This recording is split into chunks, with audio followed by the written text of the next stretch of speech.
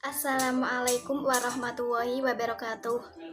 Nama Khoza Inur Rahmania, NIM 2010110017. Di sini saya akan menyelesaikan tugas mata kuliah Islam Budaya dan Lokal untuk memenuhi tugas ujian akhir semester. Di sini mengenai perlukah agama dan budaya dipertentangkan? Baik, langsung saja akan saya bahas. Di sini akan saya bahas mengenai perlukah agama dan budaya dipertentangkan. Nah, kita tahu sendiri bahwa di Indonesia ini adalah negara yang memiliki berbagai macam budaya dan agama yang selama ini menjadi roh ideologi kita, yaitu Pancasila. Nah, oleh karena itu, agama dan budaya sendiri ini tidak perlu dipertentangkan atau bahkan dibenturkan, tetapi harus diberikan agar bangsa ini selalu menjadi bangsa yang harmoni dan damai. Nah, agama ini sangat mulia karena titah Tuhan yang Maha Esa, sedangkan budaya mengandung nilai-nilai luhur dan kearifan lokal bangsa Indonesia dengan segala keberagamannya. Di samping itu, perpaduan inilah yang menjadi sebuah kekuatan dan Pancasila sebagai fundamental bernegara. Fundamental bernegara kita yang syarat dengan harmoni. Untuk itulah kita harus menjaga harmonisasi dan perdamaian. Seperti contoh sebuah kasus kontroversi puisi yang dibacakan oleh Putri Proklamator Sukmawati Soekarno Putri. Isu ini utama yang langsung muncul adalah narasi penistaan agama.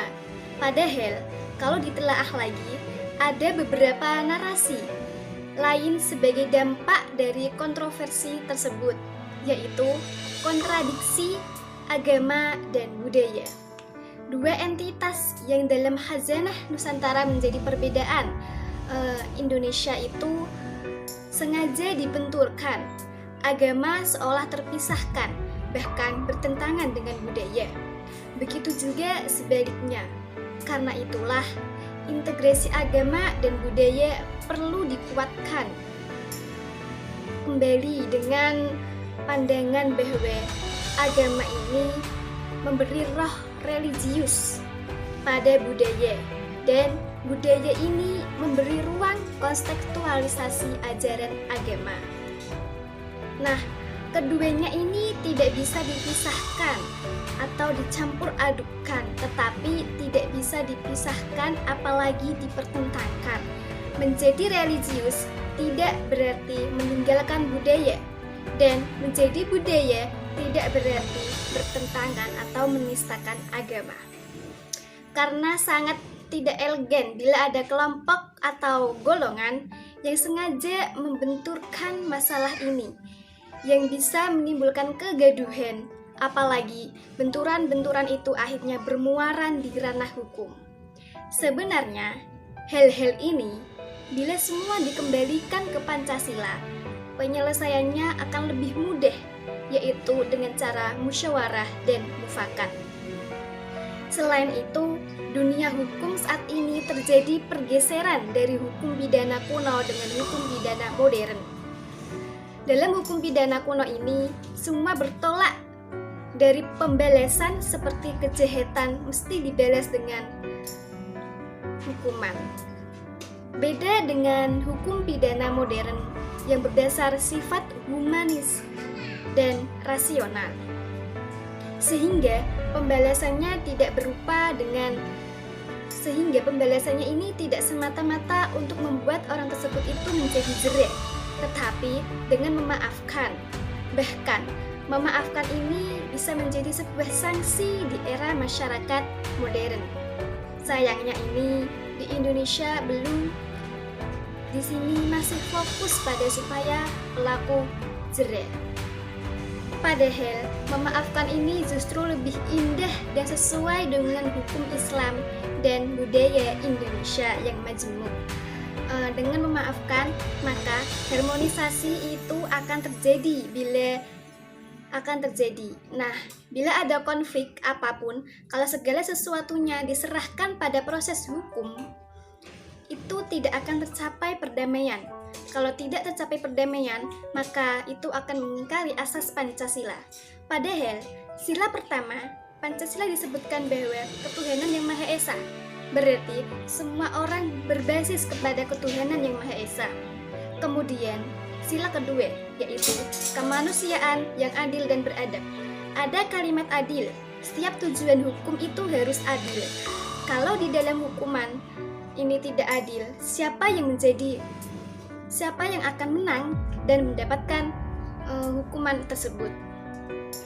Nah, jadi adil dalam hal ini perspektif hukum banyak yang tidak adil. Namun, keadilan sendiri yang dimaknai Pancasila itu indah sekali. Inilah yang harus menjadi pegangan seluruh masyarakat agar kita tidak mudah dipecah belah. Dalam konteks berbangsa dan bernegara, budaya dan agama ini sejatinya merupakan dua hal yang tidak perlu dipertentangkan. Pengembangan budaya di Indonesia sudah seharusnya menghargai nilai-nilai prinsipil dan agama. Dan sebaliknya juga, pengembangan agama juga tidak semestinya mengakibatkan hancurnya sebuah keberagaman budaya, tradisi, adat, dan istiadat di Indonesia. Agama dan budaya ini selama ini telah berkembang secara harmonisasi dalam perjalanan sejarah panjang bangsa Indonesia. Keduanya telah bersama-sama mewariskan nilai-nilai, norma, dan etika yang terbukti berhasil mempersatukan keberagaman masyarakat Indonesia yang sangat beragam. Kementerian Agama sendiri mengajak semua pihak untuk menghindari sikap membenturkan nilai dan norma agama dengan keberagaman budaya. Sebab itu, hal itu dapat merusak media sosial dan media kultural yang telah menjadi fondasi bangsa dalam menjaga persatuan dan kesatuan bangsa. Nah, jadi kesimpulannya mengenai apakah budaya dan agama perlu dipertentangkan, jelas tidak sama sekali, karena tersebut merupakan roh ideologi bangsa ini, yaitu Pancasila. Tidak perlu dipertentangkan lagi atau bahkan dibenturkan. Tetapi kita sebagai warga negara Indonesia harus dilestarikan agar bangsa ini selalu menjadi bangsa yang harmoni dan damai. Baik, hanya itu yang dapat saya sampaikan. Semoga bermanfaat. Terima kasih. Assalamualaikum warahmatullahi wabarakatuh.